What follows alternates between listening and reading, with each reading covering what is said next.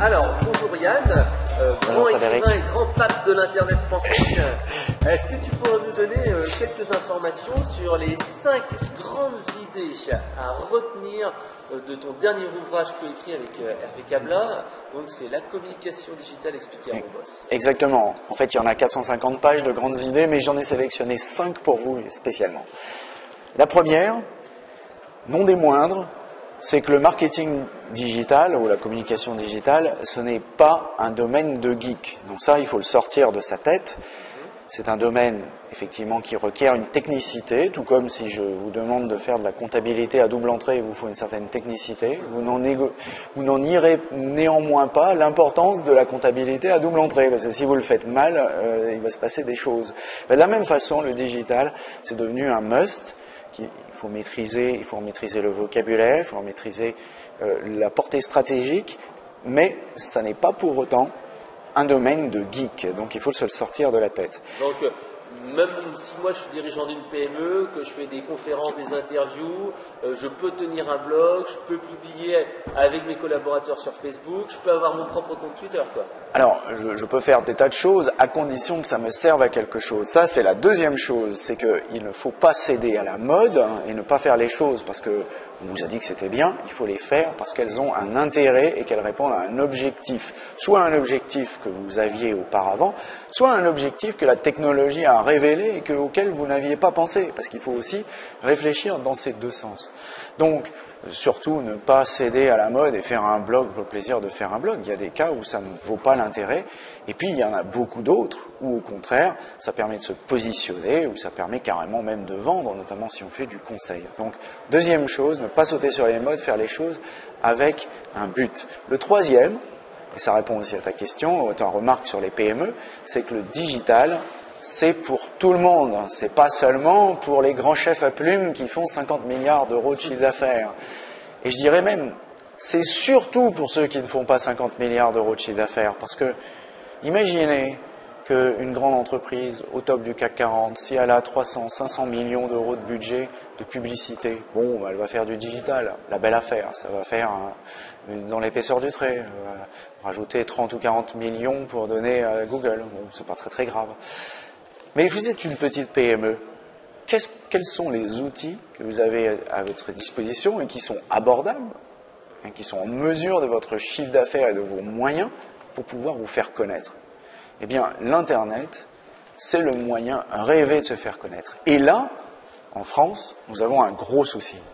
70% des entreprises, si j'en crois mon ami Serge-Henri Saint-Michel qui a écrit la partie dédiée aux PME, 70% des PME, ce qui est même en dessous de la vérité, ne maintiennent jamais leur site web. Et je ne parle pas des 30% qui ont rajouté une page par an et qui croient qu'ils ont fait le boulot.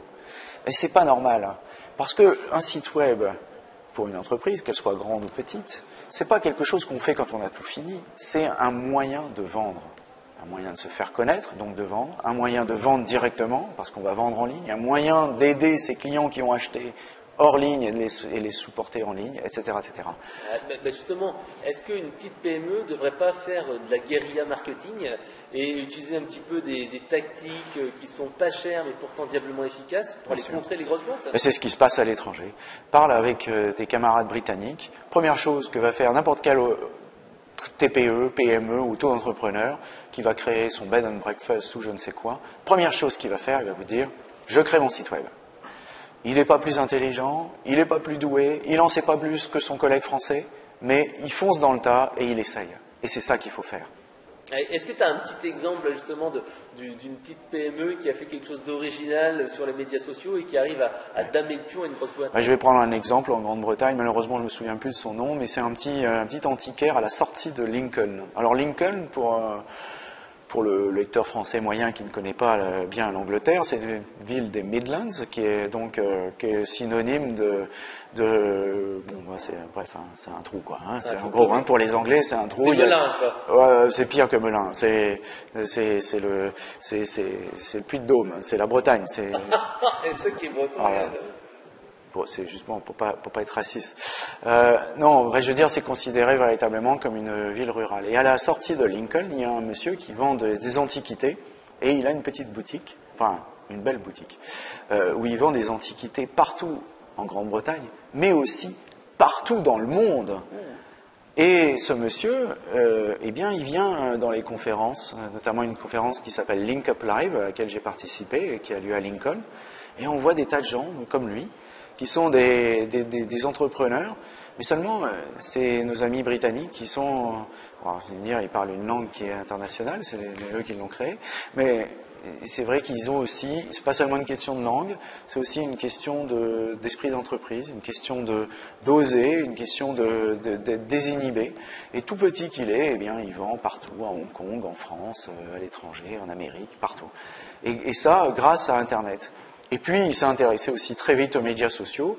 Il n'a pas commencé à se dire, les médias sociaux, il faut que j'en fasse parce que tout le monde en fait. Il n'a pas commencé par se dire, non, ça m'intéresse pas parce que je vendrai jamais sur Facebook. Il a essayé. Et puis, il a essayé des choses qui ont marché, des choses qui n'ont pas marché, et il a gardé ce qui marchait et il a enlevé ce qui ne marchait pas. C'est pragmatique. Donc, il faut faire comme ce monsieur-là. Alors, le troisième point, le plus important, c'est bien entendu le contenu. Moi, j'appelle ça le carburant du web. C'est-à-dire que si vous ne mettez pas du carburant dans le web, ben, il s'arrête parce que les utilisateurs viennent voir votre site web parce qu'il y a du contenu dedans, c'est-à-dire parce que vous vous êtes intéressé à eux et pas seulement à vous. Or, c'est justement ce qui pêche la plupart du temps dans les stratégies de contenu des entreprises, elles font des contenus parfaits parce qu'elles s'intéressent à elles-mêmes. Donc, il faut qu'elles se regardent dans le miroir. Oh, qu'il est beau mon contenu. Non, ça n'a aucun intérêt. Celui qui doit dire si le contenu est beau et bon, c'est le visiteur. Et là, vous allez me dire, pourquoi faire des visiteurs? Ce ne sont que des visiteurs. Parce que le visiteur, on peut le transformer en prospect et le prospect en client.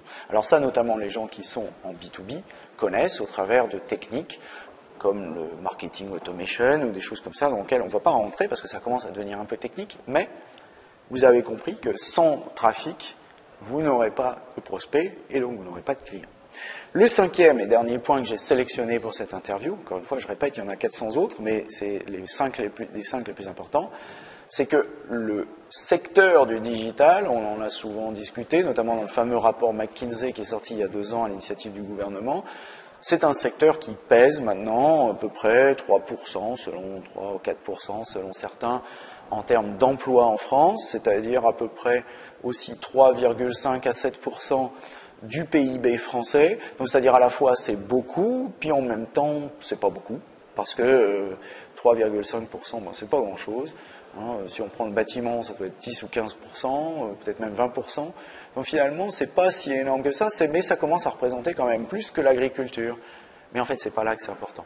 Donc il ne faut pas se tromper de combat, on s'en fout de ça. Ça n'a pas d'importance. Ce qui a de l'importance, c'est de bien comprendre que le digital rentre dans tous les secteurs et que pour vendre des machines à laver, eh ben on fait du digital.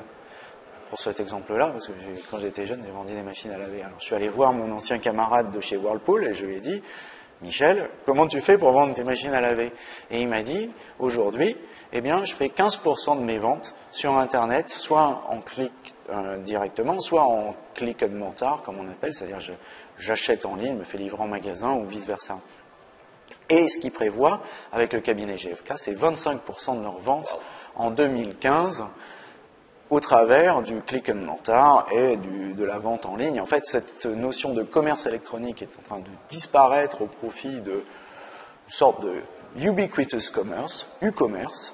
Hein, donc le e-commerce, M-commerce est en train de devenir U-commerce, ubiquitous commerce, le commerce omniprésent dans tous les sens, dans tous les coins, et l'Internet devient, je dirais, ça fait partie de nos vies. Bientôt, on n'en parlera plus, d'ailleurs. C'est tellement rentré dans nos vies. Vous allez dans un magasin, vous avez un gars avec une tablette. C'est But qui a lancé ça. Mais ça, le showrooming. Et vous allez dans un magasin où il y a un stock limité, mais le vendeur va au lieu de sortir son catalogue, va sortir sa tablette. Et puis, une fois que vous allez faire votre choix, vous allez vous asseoir dans un canapé, vous dites il est bien, mais moi je le préférerais en rouge. Il va vous choisir la couleur et vous allez pouvoir le commander en ligne et vous faire livrer chez vous. Donc il y a une sorte de perméabilité des canaux. Hein, on a parlé de multicanaux dans le passé, mais en fait c'est une fusion des canaux à laquelle on est en train d'assister. Donc il faut sortir la tête de le digital, c'est pour les geeks, c'est un secteur de geeks qui tourne autour de Silicon Sentier, 300 mètres carrés autour de la bourse. Le digital, c'est pour tout le monde, de Dunkerque à Tamanrasset. Tout le monde va en faire, tout le monde va en faire, tout le monde en fait, et tout le monde va se former dans les 5 ans qui viennent. Vous pouvez prendre date. On commence à le voir déjà, à HEC, à ESG, on commence à former les directeurs de BU qui n'ont rien à voir avec le digital, et on leur apprend tout, depuis A à Z. Qu'est-ce que c'est Internet, comment ça a été créé, pourquoi ça marche, avec qui, comment on fait des tests, on essaye, on regarde, on teste. Parce que ces gens-là vont devoir utiliser le digital, l'intégrer, diriger des équipes digitales. Ça devient une partie intégrante de leur métier. D'accord. Alors si on veut en savoir plus justement et acquérir cet ouvrage, on va où quoi? Alors on va faire un cadeau, un conseil marketing. Oh! Alors c'est secret, ne le dites à personne. Si vous allez sur amonboss.com et vous rentrez le code totalement secret amonboss, vous aurez une grosse surprise, une grosse remise avec une livraison gratuite.